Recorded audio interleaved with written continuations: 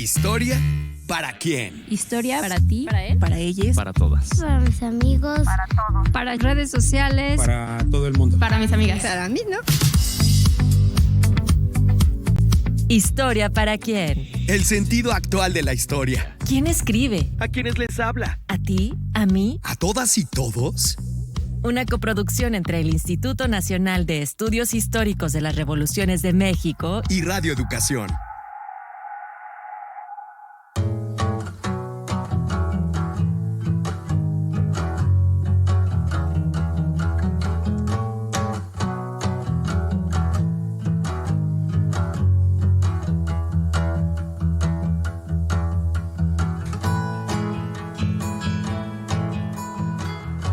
¿Quién decide lo que debe discutirse en la esfera pública?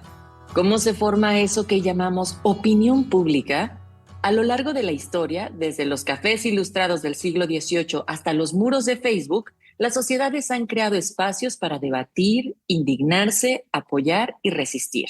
La opinión pública ha sido moldeada por el contexto político, los medios de comunicación y, más recientemente, por las redes sociales.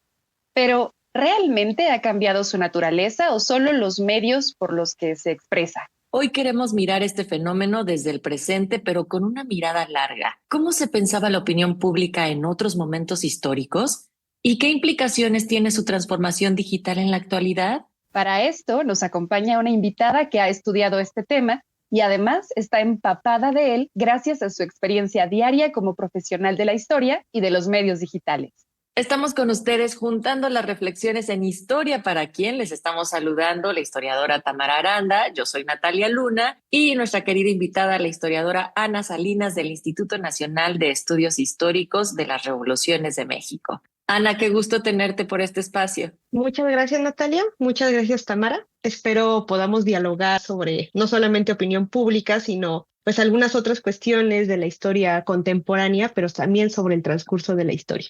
Ana, muchísimas gracias a ti por acompañarnos, por aceptar venir, por compartirnos el día de hoy también sobre tu experiencia, sobre el trabajo cotidiano que realizas, porque es muy importante, porque tú estás en contacto directo con precisamente el tema que hoy tenemos, ¿no? Tú llevas el área de medios en el INERM, entonces este contacto con el feedback que dan las redes sociales, cómo se comparte la historia, cómo se interpreta, y también cómo se crea comunidad en redes es muy interesante y además visto con perspectiva histórica, ¿no? Conoces el contexto y además lo vives de manera constante. Así que será muy importante escucharte el día de hoy y aprender de ti. Ana, cuéntale a nuestras audiencias quién eres, qué haces en el instituto. Bueno, ya más o menos Tamara daba un panorama, pero fuera de él, queremos saber cuáles son tus intereses, además de la historia. Gracias, sí, efectivamente me toca un poquito el día a día en medios de parte del INER, pero bueno, pues ustedes también acá tienen un espacio pues muy bonito, muy rico para poder dialogar de esto y otras cosas. Y aunque mis intereses más de la historia van versados hacia el lado de la historia del cine, pues va un poquito en conjunto porque pues el cine, a propósito del tema de este programa, pues ha moldeado muchas veces o se ha posicionado pues como otro punto, otra fuente de generación de opinión pública, pues esto es por su alcance masivo, ¿no? Entonces, pues ahí a lo mejor podemos dialogar de eso después, pero bueno, o sea, las labores en el instituto pues nos ha llevado al día a día a tener que buscar espacios y ver de primera vista, primera fuente, cómo se va generando la opinión pública no solo a través de la política, de la sociedad y las coyunturas históricas, sino pues también a través del trabajo de historiadoras, historiadores que elaboramos ahí en el instituto, ¿no? ¿Hay algo más que le quisieras contar de ti a nuestras audiencias? Pues nada, llevo ahí un par de años en el instituto, siempre los invito a acercarse y a que nos conozcan. Y bueno, pues quienes estén interesados no solamente en programas de divulgación, sino en investigación, pues que se den una vueltita no solo a este programa, sino a otras cosas que tenemos ahí en el instituto. Y siempre, ¿no? Con los brazos abiertos para cualquier persona también de cualquier edad, porque eso también creo que hay que decirlo y luego no lo decimos. Lo pensamos nada más como adultos a veces, pero también tenemos cositas para las infancias y pues ahí interesados para la historia de todas y todas las cosas, aquí estamos. Y queremos recordarles que nuestra transmisión también está llegando hasta ustedes vía redes por Facebook, X y YouTube, tanto de Radio Educación como del INERM. Y nos encantaría poder escucharles a través de nuestro WhatsApp a manera de buzón de voz en el 55 12 33 29 15. Y lo bonito es que este y los demás episodios los pueden buscar, compartir y escuchar en Spotify en cualquier momento si buscan el canal del INERM.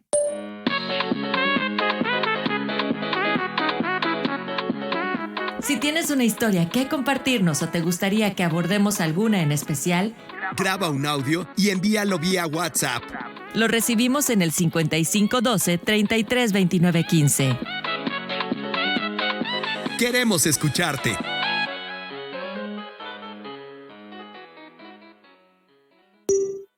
Queremos escucharte.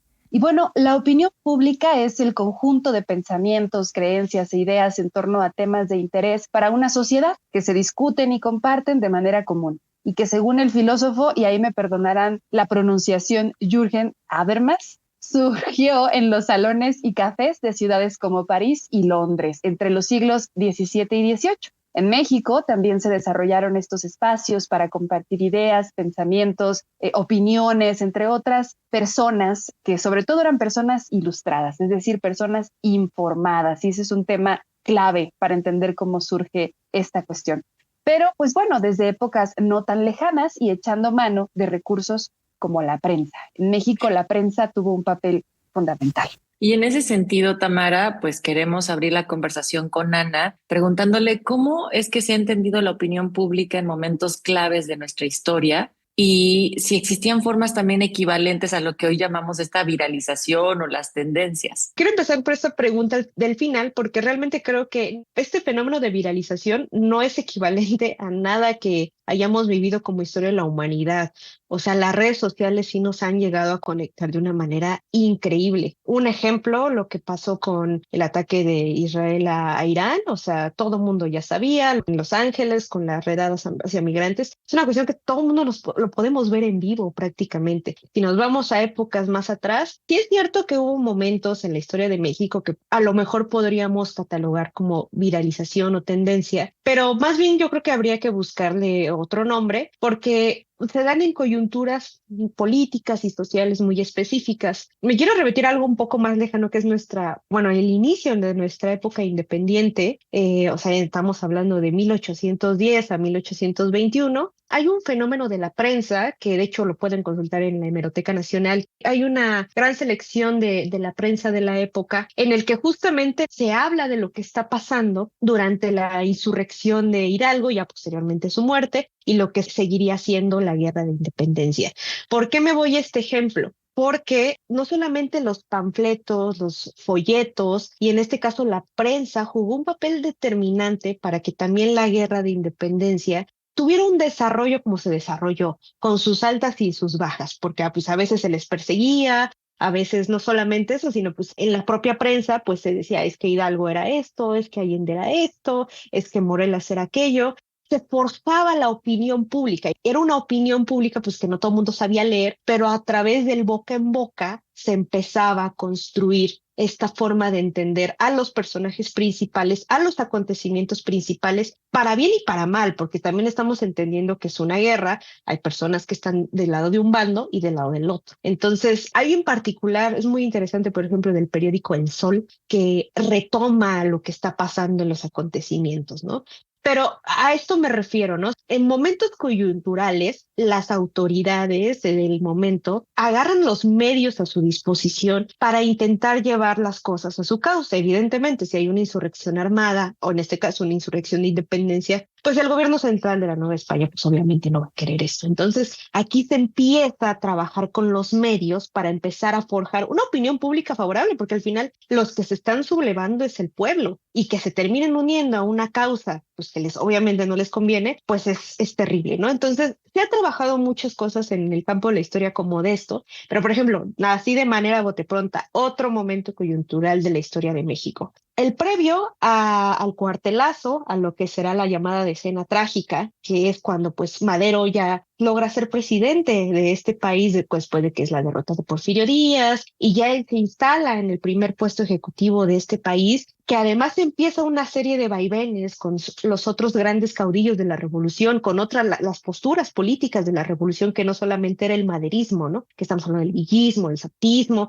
que se ven encontronadas con ya Madero en el poder y que no termina por cumplir lo que se buscaba y lo que al final pues terminó pues detonando en el asesinato de Madero y en el asesinato de Pino Suárez. Ahora, ¿por qué retomo esto? Porque Madero durante su periodo presidencial fue muy criticado por el periodismo de la época. No solamente fue criticado, fue humillado por el periodismo de la época, porque no lo bajaban de es que es una persona insulsa, no sabe lo que está haciendo, véanlo, hasta, o sea, se burlaban hasta de cosas físicas, ¿no? De su tamaño, de que no tenía carácter, este tipo de cosas en la prensa, más allá del texto, se hacía por la caricatura política. Entonces también estamos hablando que hay un gran nivel de que la gente no podía leer, pero a través de la imagen se podía ver perfectamente que se estaban burlando de Madero. Y esto también empieza a forjar la opinión que tiene la gente de Madero. Ahorita lo hemos recordado y por ejemplo, nuestro director, ¿no? Pues Felipe Ávila ha trabajado mucho en la figura de Madero, pero es cierto que fue muy maltratado por la prensa de la época, ¿no? Y eso sí influye muchísimo en cómo la opinión pública termina por adentrarse a estas coyunturas históricas.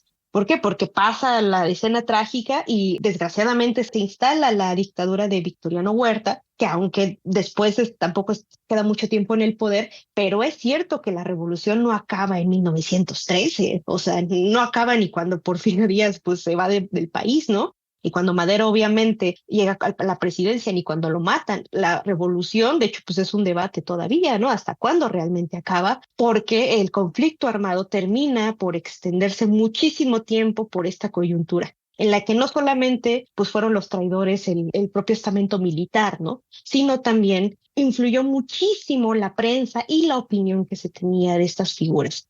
Cómo se lleva también, o sea, más allá de viralización, sí es cierto que en una época en la que a lo mejor la gente no sabe leer los periódicos, pero a través de las caricaturas se vuelven este gran medio en la que la gente termina por enterarse y el boca en boca, por supuesto, ¿no? O sea, esto es un poquito nomás para dar como ejemplos, ¿no? Y has dicho varias cosas que resuenan mucho en mi cabeza. La primera de ellas es cómo es que la información circula de boca en boca. Eso es algo sumamente importante porque algo clave para construir opinión pública es que la información se comparta, se discuta, se reflexione en torno a ella y esto vaya además circulando entre personas. Por eso decimos que a través de las redes sociales existe ese fenómeno nuevo que es el de la viralización, ¿no? Porque como un virus se propaga de inmediato y llega a todos lados. Entonces, esto no ocurría en otros momentos de la historia porque no contábamos con esos recursos o esos medios de comunicación que hicieran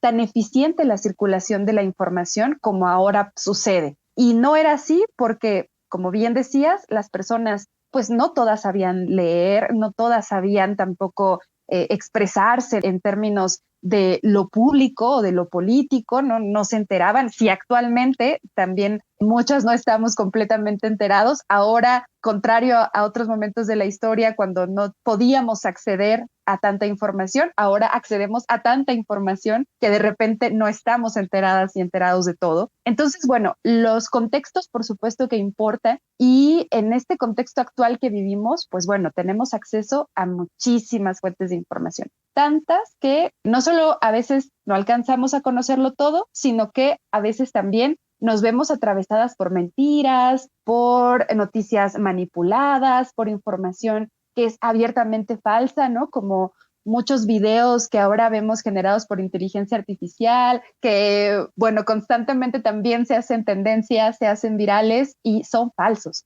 Entonces, bueno, eso por un lado. Y por el otro, me recuerdas justamente el contexto de la Revolución Mexicana, a cómo es que circulaba la información en este momento, ¿no? Bien decías, a través de la caricatura política, que va a ser un instrumento muy importante, y ahí les recomendamos a la audiencia que nos escucha el libro, o más bien la serie de libros que se llama Historia de un país en caricatura, caricatura mexicana de combate, 1821-1872, pero hay otros libros, ¿no? En este caso es sobre la caricatura política del siglo XIX, pero también hay caricatura política del Porfiriato y de la Revolución Mexicana, porque es una serie de publicaciones que hizo Rafael Barajas Durán, conocido como El Fisgón. Así que, bueno, esta es una publicación que está hecha por el Fondo de Cultura Económica, que salió hace algunos añitos y es preciosa porque hay una compilación de caricatura política con la explicación pertinente que está muy recomendada para quien le interese este tema. Y bueno, otra forma en la que circulaba la información en este momento era también a través de las conversaciones entre compañeros, ¿no? Y eso era algo que hacían también los anarquistas. Cuando circulaba el periódico Regeneración, el Aguizote, por ejemplo, que eran periódicos de combate, Vesper era otro caso, pues los pocos obreros que sabían leer, leían en voz alta para sus compañeros y esta socialización de la lectura pues era sumamente importante porque no solamente se leía, sino que además se compartía, se discutía, se dialogaba en torno a ella. Y aquí hay otra cosa importante. En esos periódicos de combate, que eran periódicos antiporfiristas, se compartía mucha información de qué estaban haciendo otros obreros en otras partes del mundo, organizándose para combatir la opresión de sus propios patrones. Entonces, aquí los hermanos Flores Magón en Regeneración pues compartían información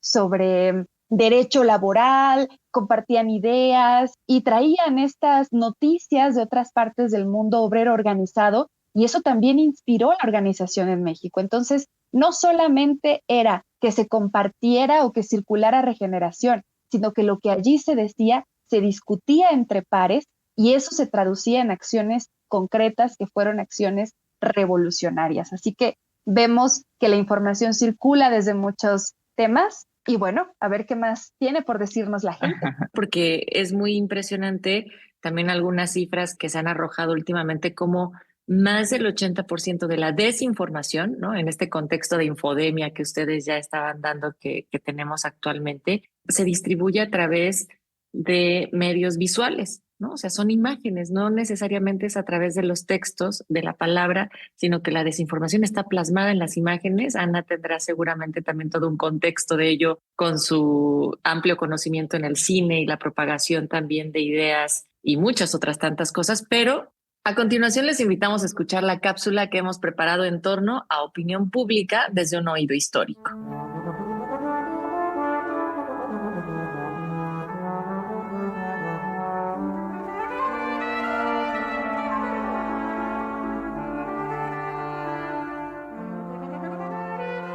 En 1722, la Nueva España vio la circulación del primer medio impreso, la Gaceta de México, compendio de noticias de la Nueva España, que de hecho fue la primera publicación en toda América. Después le siguieron otras, como la Gaceta de México y el Mercurio de México, todas con un objetivo común: informar a la población sobre los asuntos públicos.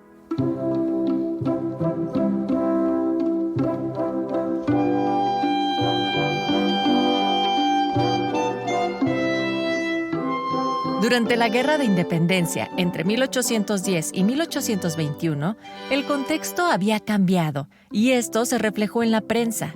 En esos años había nuevas voces discutiendo y participando en actividades políticas, y cada una, siempre y cuando contara con los recursos necesarios, podía poner su periódico en circulación.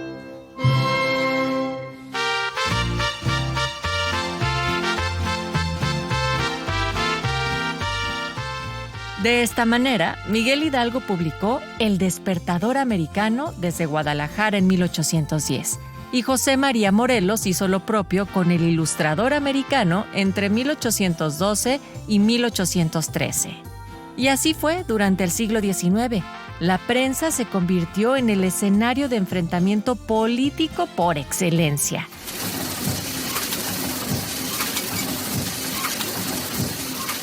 Lo cual llevó a la creación de numerosas leyes que iban desde la censura hasta la libertad de imprenta, dependiendo de quién estuviera en el poder.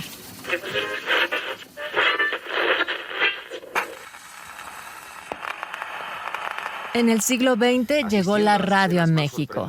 En los años 20 comenzó con proyectos experimentales de programación musical y publicidad, como hizo la cigarrera El Buen Tono en la Ciudad de México.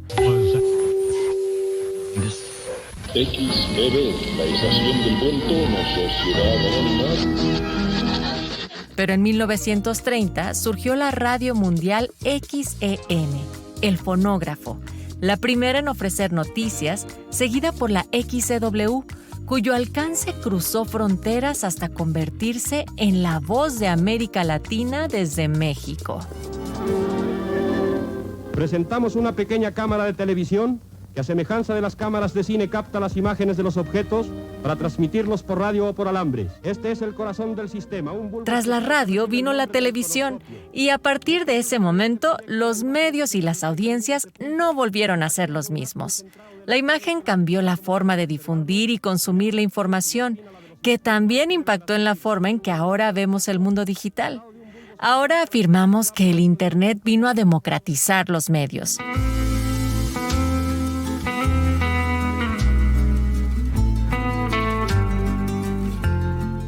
¿Tú qué opinas?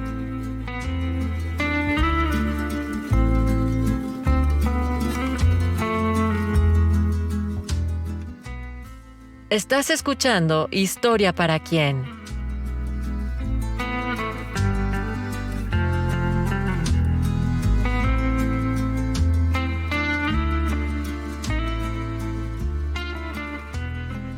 Seguimos con ustedes, esto es Historia para quién, el espacio en donde todos los lunes al mediodía hablamos sobre historia desde el presente, y si nos están escuchando en Spotify, que este sea un espacio atemporal para continuar los diálogos, Tamara. Claro que sí. Ana, actualmente vivimos en un momento histórico muy interesante porque las redes sociales, como ya lo habíamos empezado a discutir, reflejan e influyen en la opinión pública, y en ellas hay personas informadas y desinformadas, conviviendo en un ecosistema digital a veces bastante hostil, como en X, por ejemplo, y que beneficia el sensacionalismo por encima de la verdad. Se habla de posverdad, de infodemia y, bueno, un sinfín de problemas para discernir entre lo que es real y lo que está generado por inteligencia artificial o bien construido con intereses algo perversos. ¿Qué parece que pues no hay en qué creer? Ahora nos encontramos en esa gran disyuntiva, ¿no? ¿Qué será real y qué será falso?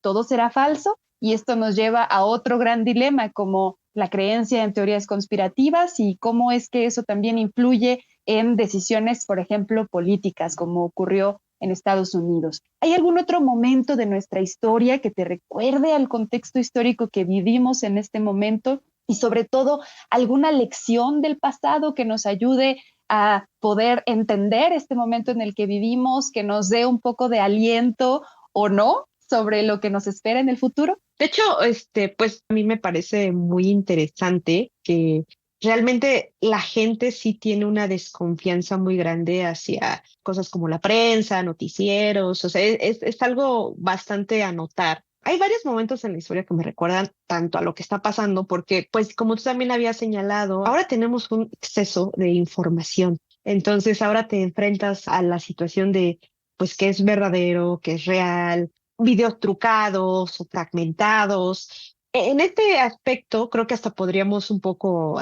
yo podría adentrarme un poco a través de lo de la historia del cine, inclusive a la propia disciplina de la historia.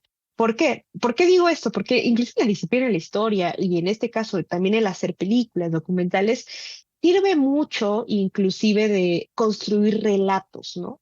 Relatos con fuentes, que obviamente tú estás pensando en una pregunta, en una hipótesis, y la vas a contestar con esas fuentes. Yo tenía un profesor en la facultad que me decía, sí, pero también somos tramposos. ¿Por qué? Porque usamos las fuentes que nos sirven.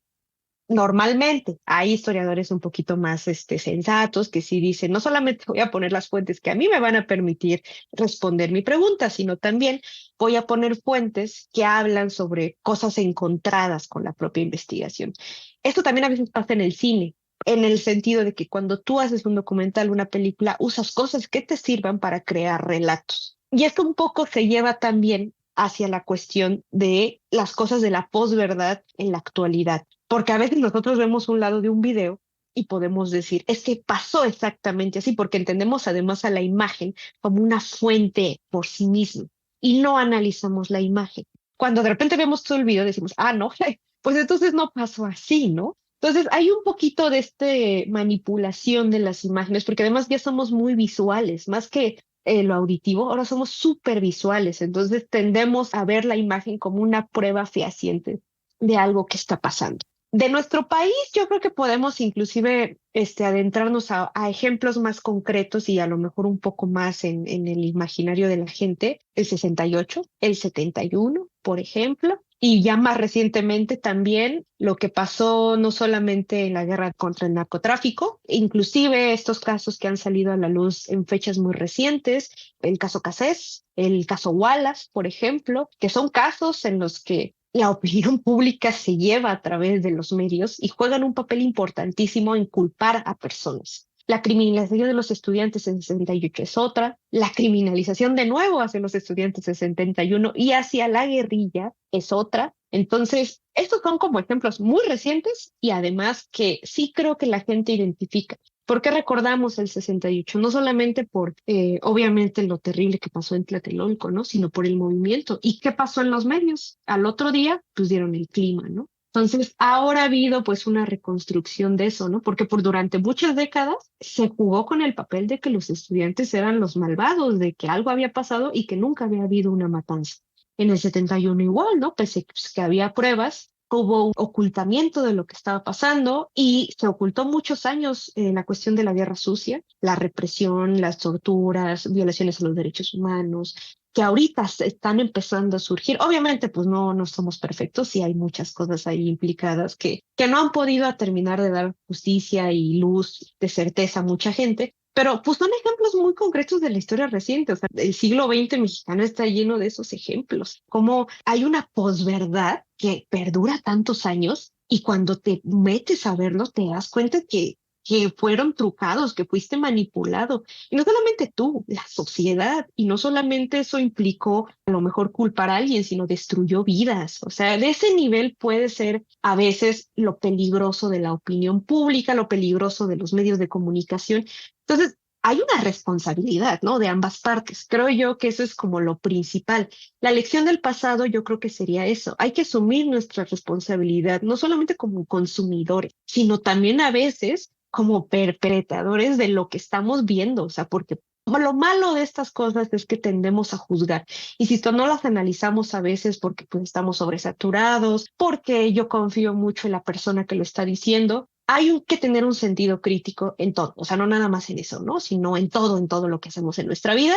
Esa es una cuestión que pues, a veces nos inculcan mucho a los historiadores y a veces parecemos disco rayado porque decimos, es que hay que ser crítico, es que hay que ser crítico. Pero en este caso creo que sí valdría la pena porque va más allá a veces de lo que nosotros consumimos. A veces no somos responsables ni de lo que consumimos. Y este tipo de cosas, de este tipo de casos, pues hacen que a veces pasen atrocidades como 68, como 71 o como lo que está pasando actualmente, ¿no? Pero también otro de los puntos interesantes de estos momentos es, como ya lo venían mencionando, que podemos ser espectadores, propagadores, partícipes a un clic de distancia. O sea, Sí, sí, y sí. esto es pues alarmante porque estamos pensando en que hay como varios reportes. Uno de ellos es el digital del 2024 de We Are Social y los de Meltwater, que ponen que en promedio estamos 3 horas al día por persona conectados a alguna de las muchas plataformas que pueden existir o en donde se concentra la mayor parte de las discusiones públicas, ¿no? Llámese Facebook, X, que ya hemos dicho es el cuadrilátero, Instagram y TikTok, y que ahí es en donde también se da, sí, el compartir cosas increíbles, sí poder conectar, pero también la desinformación y la polarización. Y también el INEGI estaba reportando que más del 65% de los usuarios de Internet en México dicen que se informan principalmente a través de redes sociales, ¿no? Y esto desplaza, sí, los medios tradicionales como la televisión y la radio en muchas franjas de edad, pero también, insisto, hace que sea mucho más susceptible que ni siquiera en un medio oficial publicado vaya este tipo de desinformación y o propuesta de narrativa, sino que de las mismas personas que no se toman ese tiempo. Sí, y también está muy claro que en este consumo de noticias en redes sociales muchas veces se lee solamente o se retiene lo que se lee en el encabezado de la noticia, ¿no? Ni siquiera se abre la noticia completa, sino que se queda muchas veces la impresión de la primera nota o el post que acompaña a la nota con el encabezado. Entonces, también es muy importante algo que ya hemos hecho referencia, ¿no? Aquí en esta conversación, y es el ejercicio crítico de lo que estamos consumiendo, el contraste de las fuentes, que es algo que también hacemos dentro de la disciplina histórica. Y bueno, a mí me queda también otra cosa. En el pasado, muy pocas personas tenían acceso a emitir este mensaje. Muy pocos tenían las posibilidades para publicar un libro. Y pienso en Francisco Bulnes, que escribió El verdadero Juárez y El verdadero Díaz, y que nos dio otros panoramas completamente diferentes, muy en contra de estos dos personajes. Y que ahí, bueno, se construyó una opinión. A Lucas Alamán escribiendo sobre el cura Hidalgo, ¿no? Y dando otra versión mucho más perversa de este personaje. Pero a medida que va pasando la historia y a medida que va pasando el discurso histórico, lo que pensamos de Hidalgo, de Juárez y de Díaz son otras cosas. El relato histórico se va construyendo también de lo que muchos van pensando, de cómo se van dando los bandos, de quién va ganando el poder. Y bueno, ahora podemos ver otras discusiones también en torno a los personajes históricos con base en el acceso a nuevas fuentes. Y eso es lo que pasa también con estos momentos históricos recientes. Estamos teniendo acceso a nuevos archivos, a nuevas fuentes, y eso también hace que la opinión en torno a estos acontecimientos se vaya modificando. Obviamente, el contexto político también importa, ¿no? Y bueno, ahora para tener muchísima mayor claridad de cómo están pensando nuestras audiencias, ¿qué les parece si con estas cifras en mente y esto que comentaba Natalia sobre qué nos está diciendo el INEGI y qué nos están reportando las agencias internacionales, vamos a escuchar lo que opinan las personas en las calles y con quienes habló nuestro compañero Juan Ramírez?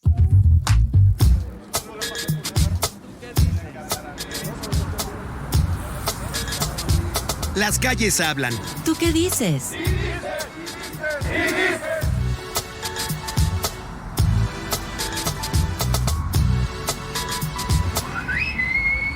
Suelo ver muchas como noticias en Twitter, como de noticiarios o páginas de, no sé, del gobierno, pues sí, como de reporteros, etcétera. Pero a mí me gusta como que corroborar esa información comparándola con páginas de internet. Buscar diversas fuentes y como que ir hilando cuál es la información verdadera. Por redes sociales, TikTok más que nada. Por Instagram más que nada o páginas web. Porque se me facilita más el estar pendiente en las redes sociales a tener que estar en los periódicos y todo eso. Por TikTok. Pues redes sociales, TikTok, Facebook. Yo creo que en ese concepto también las redes sociales son fundamentales, pero que realmente den lo que es, ahora sí que con la descripción correcta, porque hay unas que son amarillistas y pues realmente no es lo que se está dando como es. Pues yo me entero porque en internet viene la noticia del Universal. Y ahí me entero nada más. No me gusta ver noticias, la verdad. Ya la experiencia que estamos viviendo en México, yo le creo más a un youtuber que a noticieros. Por TikTok veo Azteca Noticias y así, o sea, más que nada pues porque son videos cortos, ¿no? No tengo como que la paciencia de estar viendo como todas las noticias como tal, pero sí me informo de fuentes pues bien, o sea, de Imagen Televisión, TV Azteca, noticiarios que todo mundo conoce y que creo yo que no son amarillistas. Es que realmente son puras noticias amarillistas, o sea, no hay nada de una fuente confiable, te crees cualquier cosa. Híjole, yo creo que todas las redes sociales es difícil encontrar una noticia verídica, pero pues yo creo que también tienes que equilibrar la información. Pues a veces me gusta leer X, hay buenos Instagrams que comparten información pues acerca de los contextos sociales que vivimos día con día. Informarme igual en otros medios, ¿no? Aparte de redes sociales, porque hay noticias falsas, fake news y todo eso. Los medios están muy apegados al gobierno, tal cual. El gobierno hace que se oculten ciertas cosas. Ahora sí que consultar principalmente fuentes que sean confiables. Algunos siento que pues sí, están un poco como que codeados con el gobierno y claro que filtran mucho la información, pero creo que pues es también nuestro deber buscar la fuente más objetiva. Sí, están totalmente manipulados, es la mafia, o sea, es la mafia que siempre ha padecido México, lo que es Televisa y TV Azteca. Pero siento que uno debe de tener el criterio propio, literal, y justo no quedarse con una sola noticia, sino investigar. También he notado una evolución en los medios de comunicación, o sea, porque creo que los medios de comunicación tradicionales ya, pues de un año para acá se han tornado un poco obsoletos. Creo que pues ya no muchas personas por la movilidad social, sí, o sea, el trabajo, escuela, etcétera, ya no tienen tanto tiempo como para estar viendo noticias, o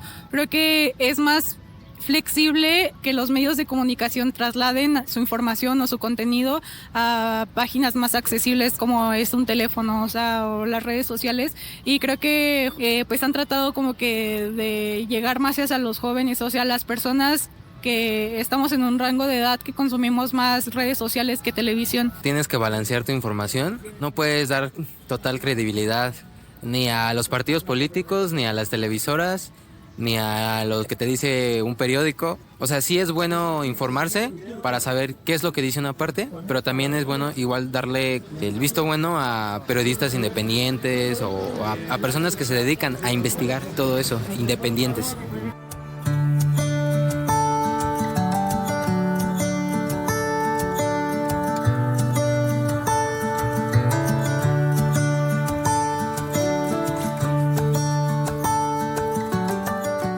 Pues ahí tienen parte de los comentarios de nuestros sondeos. No olviden seguirnos en nuestras redes, hablando de tantas redes y que ahí es donde estamos consumiendo información, para que puedan participar en más dinámicas como en la anterior. Estamos dejando preguntas sobre temas de los próximos programas, así es que les invitamos a que también nos estén siguiendo por ahí. Y además, si quieren escucharse en la radio, nos pueden enviar un saludo, opinión o comentario en mensaje de voz a través de nuestro WhatsApp en 55 12 33 29 15. ¿Qué comentarios les provocan, Ana, Tamara, los testimonios que acabamos de escuchar?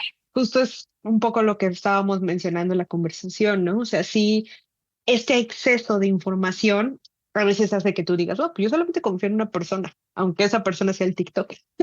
Y eso es también peligroso. Un poco por eso decimos, ahí escuché algunos que sí decían, hay que ser críticos. Yo también entiendo que es una cuestión difícil, porque a veces de verdad no quieres, dices, no, es que estoy muy cansada, estoy muy cansado, me quiero informar y ya, pero en la medida de lo posible sí hay que hacer crítico, insisto, con todas las cuestiones de nuestra vida, pero Claro.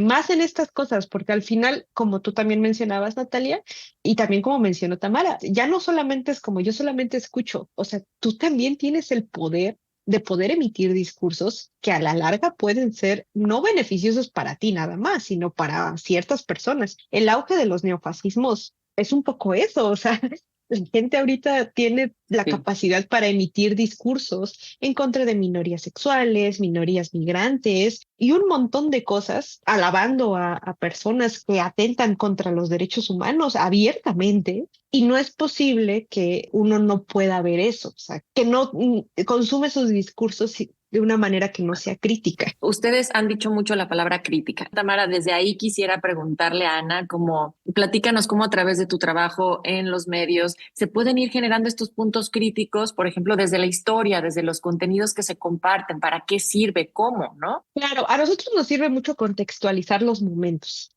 Ahí puedes partir un poco sobre cómo haces la crítica. ¿Por qué? Porque, insisto, desde este presente, que a lo mejor es una cosa que a la gente le puede venir más que irme a una cuestión histórica. ¿Qué está pasando ahorita políticamente en el mundo? ¿No? O sea, vamos a agarrar la cuestión de lo de Gaza. Si nos vamos obviamente a la cuestión de la historia, vemos que el territorio de Palestina ha sido despojado terriblemente durante décadas, no solamente su territorio, ¿no? Sino también su población ha sufrido las consecuencias de esa situación. Vemos acá al Estado de Israel, que también pues beneficiario, y al final pues las políticas internacionales le dan la mano después del genocidio que también sufre su gente, pero a la hora de la hora las políticas internacionales de poder terminan por beneficiar más al gobierno de Israel y termina al final por pues intentar despojar totalmente de este territorio. Cuando pasa la situación de lo de Gaza hace un par de, pues ya año y medio, ¿no? Más o menos, que ocurre este ataque, los medios estadounidenses empiezan a bombardear, a bombardear. ¿Por qué? Porque además Israel es un gran beneficiario económicamente de Estados Unidos y el gobierno estadounidense empieza a bombardear mediáticamente. Ahora, también está la parte de la situación de los afectados, de la población civil, que se ha visto mucho por estos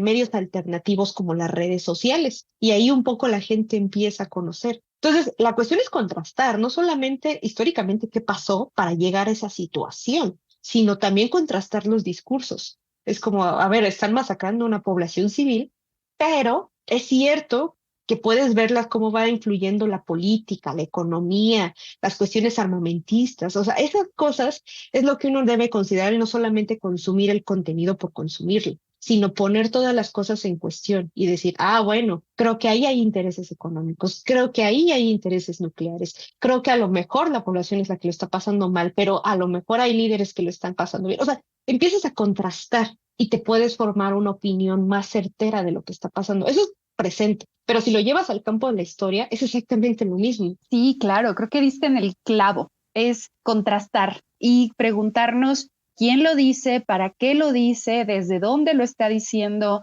quién le está pagando o no está recibiendo un salario, o bueno, cuáles son sus intereses. Es sumamente importante siempre, siempre, siempre verificar de dónde está saliendo esa información, quién lo está diciendo y cuáles son sus objetivos al decirnos lo que nos está diciendo, ¿no? Entonces, todo esto es sumamente importante. Y me quedo yo con esto para también plantear otra cuestión, y es que a veces nos sesgamos también nosotras y nosotros con ciertas fuentes. Como lo está diciendo fulano y yo no estoy de acuerdo con él, entonces no lo escucho. O como lo está diciendo Mangano y yo no estoy de acuerdo con esa corriente de pensamiento, tampoco lo voy a escuchar. Y esto también provoca sesgos.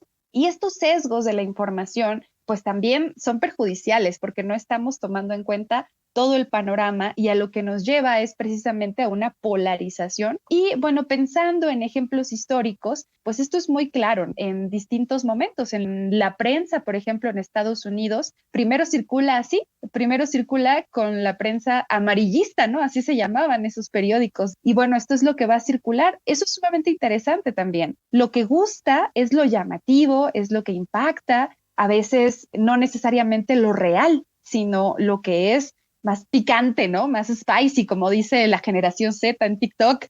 Si no tiene ese sabor, no lo consumimos. Entonces también es muy importante ser críticos de cómo es que estamos interpretando la información, qué es lo que nos está generando mayor tracción. Y pienso allí en algo que decías, Ana, muy al inicio de esta conversación, y es la fe ciega que tenemos en la imagen y la fe ciega que tenemos también en ciertas o en ciertos medios de comunicación o fuentes de información. Porque algo está en un libro, es cierto. Y eso es algo que podemos ver en el pasado y es algo que podemos ver hoy con nuestras abuelitas que nos dicen, salió en la televisión, es cierto. O lo vi en un muro de Facebook y entonces es cierto. ¿A qué le creemos? Solamente porque lo dijo el youtuber a que yo le creo, es verdad, o solamente porque lo dijo Ricardo Flores Magón y yo soy anarquista como él. Oigan, pero a ver, o sea, justo hablando sobre las falacias de quién tiene la autoridad y quién tiene esta información, también pienso en esta otra creencia de que la opinión pública en redes sociales refleja directamente, y voy a abrir comillas radiofónicas, la voz del pueblo, ¿no? Pero también ahí hay un montón de manipulación, algoritmos, cámaras de eco. ¿Qué nos enseña la historia sobre la instrumentalización de la opinión pública por parte del poder político u otro tipo de intereses que no son realmente el reflejo de la gente de a pie, o que la democratización de los medios no es únicamente tener acceso a ciertas plataformas, sino también contar con una serie de herramientas, de pedagogía, o sea, de alfabetización mediática, por así decirlo, y digital, y del procesamiento de esta información con la palabra del día, crítica?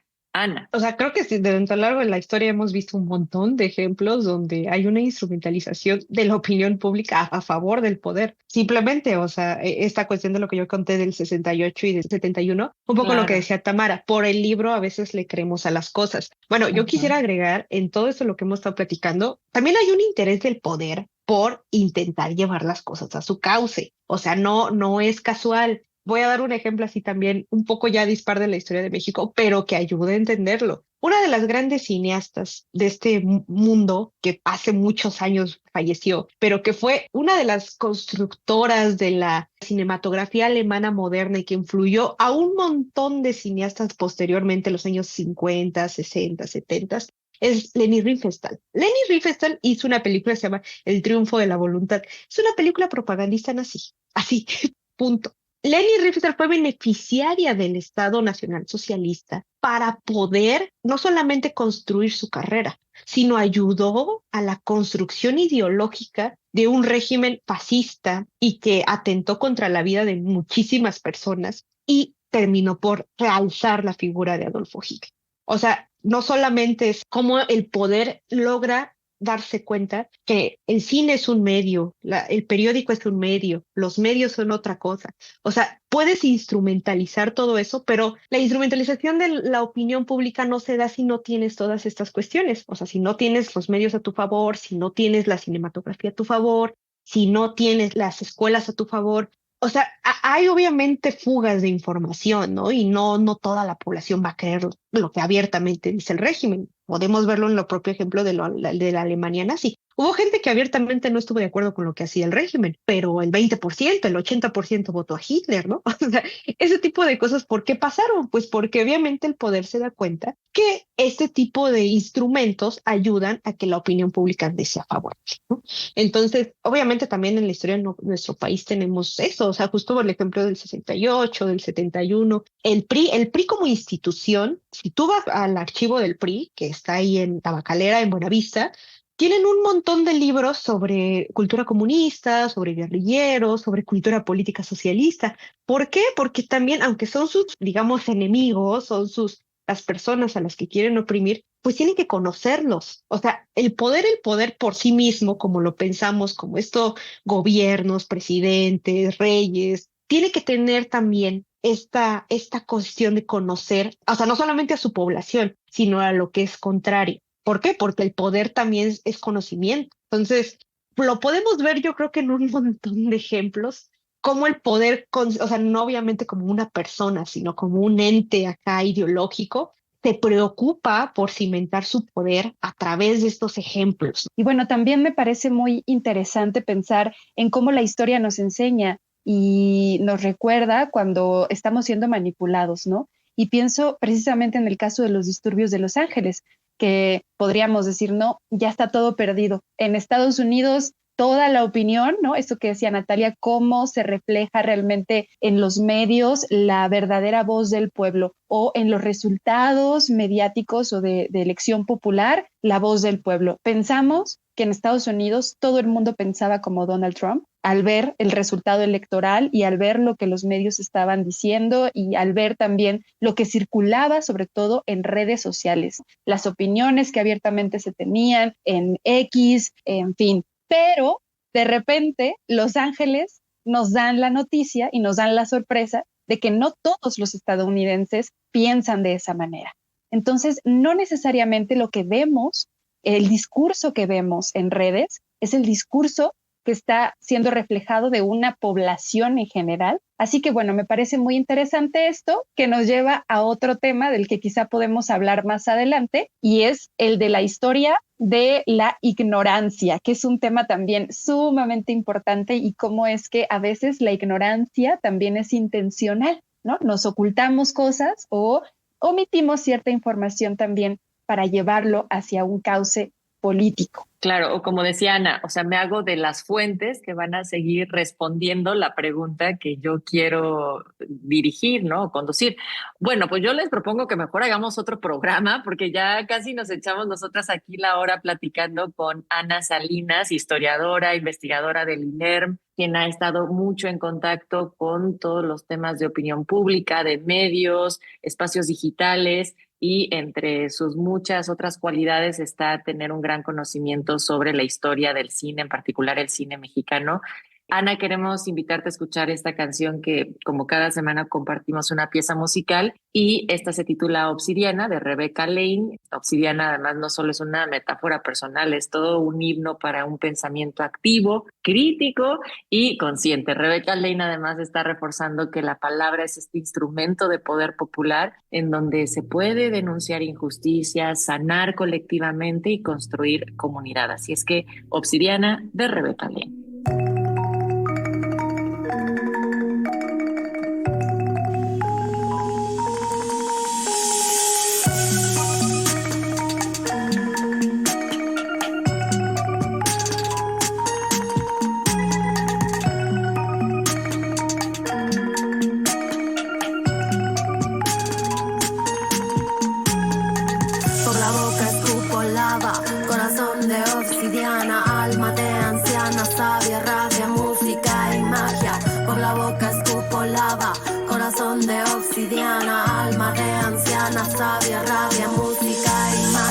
Demasiado intensa para una simple humana, con su orgánica materia y tormentas en el alma.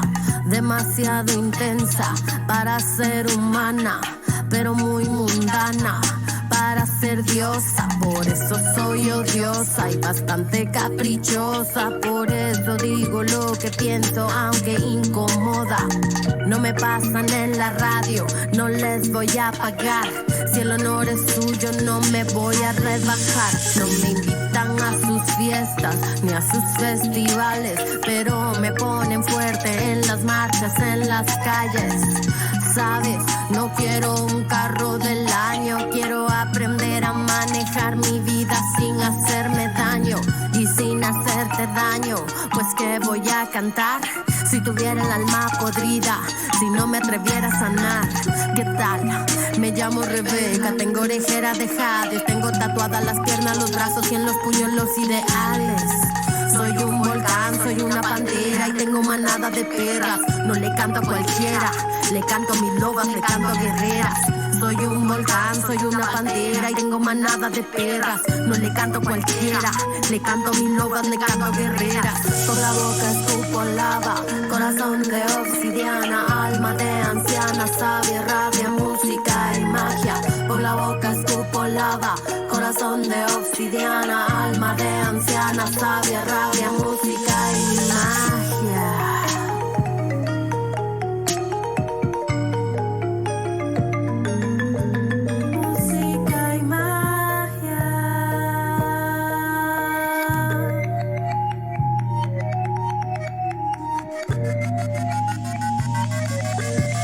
Escupo lava y roca, nada de ternura para el que tiene provoca. Me quieren hablar a mí como si poca cosa. Escupo en tu boca, men, escupo en tu boca por decirme loca. Te metiste con las mías y se me sale la bruja. Te metiste con las mías, te hago brujería. Cuidado que ya viene la jauría. Tenemos hambre pero no comemos mierda. Tenemos poesía pero no está en venta. Tenemos estilo pero no sale en revista. La necesidad nos hizo artistas. Te metiste con las mías y se me sale la bruja. Te metiste con las mías, que las perras ladren y las panteras rujan. Escuchamos Obsidiana de Rebecca Lane, este tema que combina ritmos urbanos. Ojalá que les haya gustado de esta artista de Guatemala. Además, ella hace un montón de activismo, entre muchas otras cosas. Rebecca Lane está presente aquí en este espacio de Historia para Quién. Y Tamara, Ana, ya nos tenemos que empezar a despedir. Pues sí, yo creo que como dices, hay que hacer otro programa porque pues creo que quedan muchas cosas en el tintero. Esta cuestión de la ignorancia además es magnífica que decía Tamara, porque pues, o sea, hay una cuestión ahí histórica también de no hacer y permitir cosas por lo mismo. Entonces, sí, no, yo encantada de que me vuelvan a invitar. Pues sí, fue realmente un programa muy rico. Creo que la historia hoy nos dejó también grandes lecciones, ¿no? Una es irnos a revisar al pasado cuando estamos sintiendo que esto nos recuerda algo, como que esto ya lo vivimos, ¿no? Esos déjà vus del contexto actual, bueno, pues ahí están la información en el pasado. Y si quieren tener también acceso a esta información del pasado, pues pueden consultar la página web del INER, donde encontrarán muchísimo contenido muy importante, muy interesante sobre la historia de México y también algunos coqueteos con la historia internacional, la historia global, la historia de otros países. Y también, si les interesa a ustedes consultar información sobre la prensa de nuestro país, pues bueno, no se preocupen si están en cualquier otro lugar que no sea la Ciudad de México para ir presencialmente a visitar la Hemeroteca Nacional de México, que se ubica en Ciudad Universitaria. Pueden consultar algunos periódicos que ya están digitalizados en Internet, visitando la página de la Hemeroteca Nacional Digital de México, www.hnDM.iib.unam.mx, o buscando así como tal en el buscador Hemeroteca Nacional Digital de México y buscar el periódico que les interese, sobre todo del siglo XIX, porque pues ya sabemos que es el siglo más interesante. Así lo dice Tamara. Oigan, no podemos dejar a Ana antes de que nos dé una recomendación de una película. A ver, ¿qué le quieres recomendar a la audiencia que vea de lo que más te ha gustado recientemente, o un clásico así que forme parte de tu cabecera de pelis?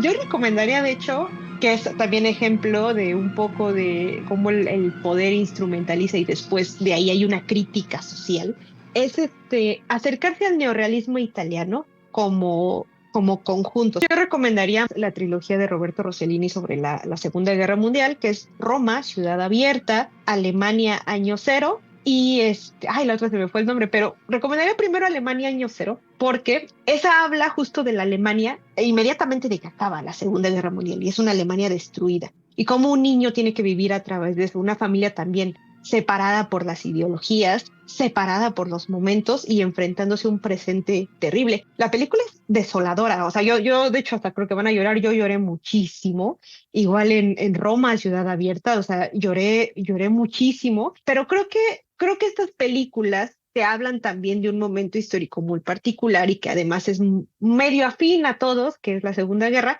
pero además lo quiero decir porque Roberto Rossellini, que es uno de los grandes directores del neorrealismo italiano, fue muy beneficiario del fascismo de Mussolini, porque Mussolini creó un estudio cinematográfico que se llama Cinecittà y puso a su hijo ahí. Y esta industria cinematográfica italiana ayudó a que la gente no pensara que estaban bombardeando Italia en el momento, porque pues estaban saliendo películas que hablaban sobre qué bonita la vida italiana, qué bonito nuestros militares, qué bonita la campiña, o sea, hablaban de eso. Y es muy interesante notar que inmediatamente después de que acaba, se dan cuenta que la Italia y la Europa que resurge de las cenizas de la Segunda Guerra es una Europa devastada, es una Italia sin familia, sin hombres que puedan ayudar a sus mujeres violentadas. Entonces, un beneficiario de la instrumentalización del poder termina por hacer una crítica social fuertísima a través de su cine.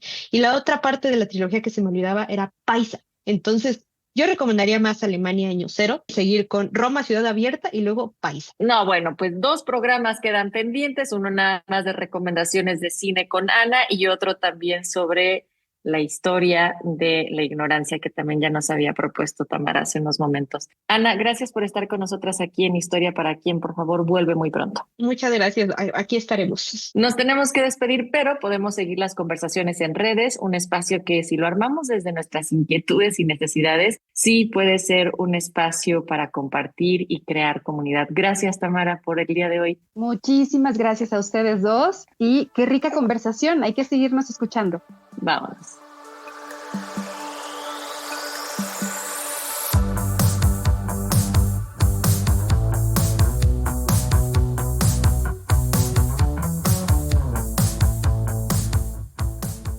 Participamos en este programa Juan Ramírez, Alma Lilia Martínez, Jimena Salgado, Tamara Aranda, Natalia Luna, en una producción de Mario Ledesma.